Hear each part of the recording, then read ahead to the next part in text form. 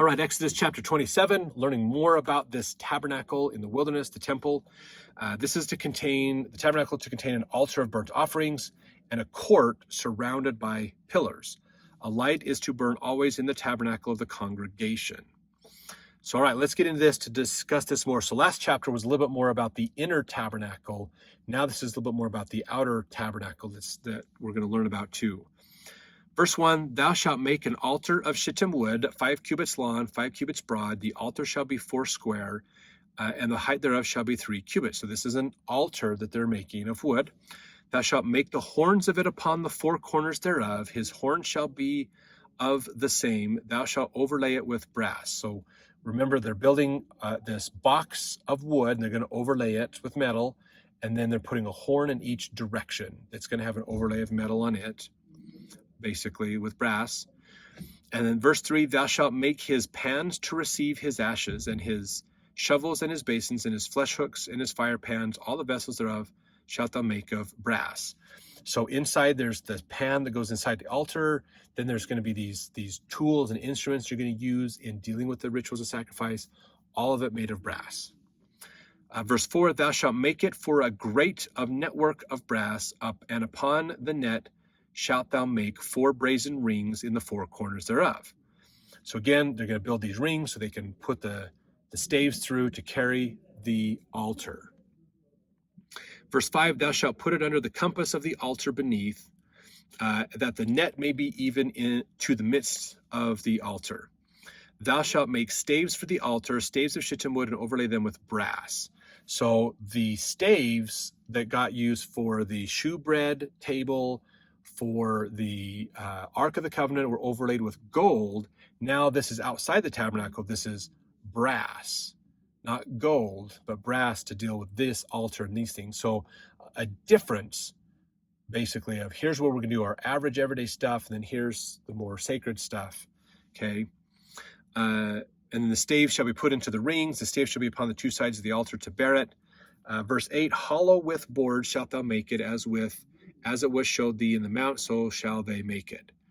And thou shalt make the court of the tabernacle for the south side southward. There shall be hangings of the court of fine twined linen, of 100 cubits long for one side, and 20 pillars thereof, and their 20 sockets shall be of brass.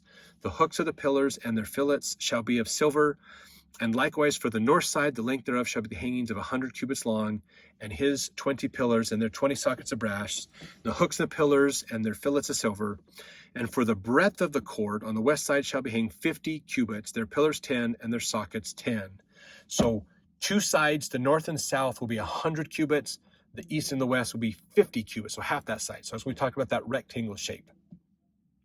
So there's a tabernacle that you're going to build in the middle, and the tabernacle is going to be more of a square structure with a veil inside to split it into 2 parts and have a little bit extra around it to kind of cover it up more, and then the entrance to it and all those. And now outside, we're going to build this rectangular shape basically around it that's called the tabernacle of the congregation.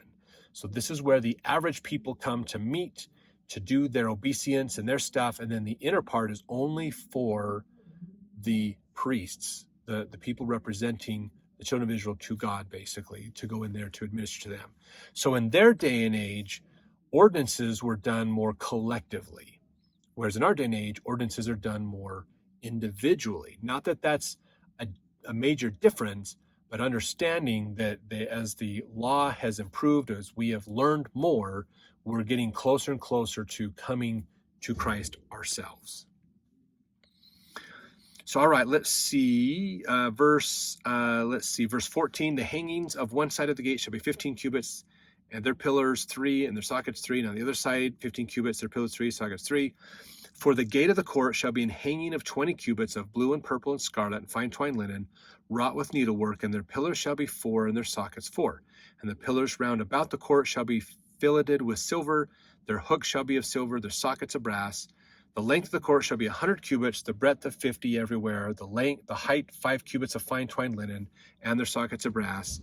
All the vessels of the tabernacle, and all the service thereof, and all the pins thereof, and all the pins of the court shall be of brass. Thou shalt command the children of Israel that they bring thee pure olive oil beaten for the light, to cause the lamp to burn always. So there's a lamp, those 7 lamps, remember, they are to be burning always. So we have to keep a supply of olive oil coming in for them. In the verse 21, in the tabernacle of the congregation without the veil, which is before the testimony, Aaron and his sons shall order it from evening to morning before the Lord. It shall be a statute forever unto their generations on behalf of the children of Israel. So he's talking about that first part of the tabernacle section, that's the holy place, not the major holy place, but just the holy place where the shewbread and things are. That's where those lamps will go. And Aaron and his sons, meaning the priesthood followers of Aaron or the priesthood, are to tend it and to take care of it and make sure it's all in order and it's taken care of. So always they have the shewbread, they always have the lamps burning, they have everything taken care of and done, always. As long as this tabernacle is in place, it is always to be this way, basically. So a little bit more about that tabernacle and how they put it together.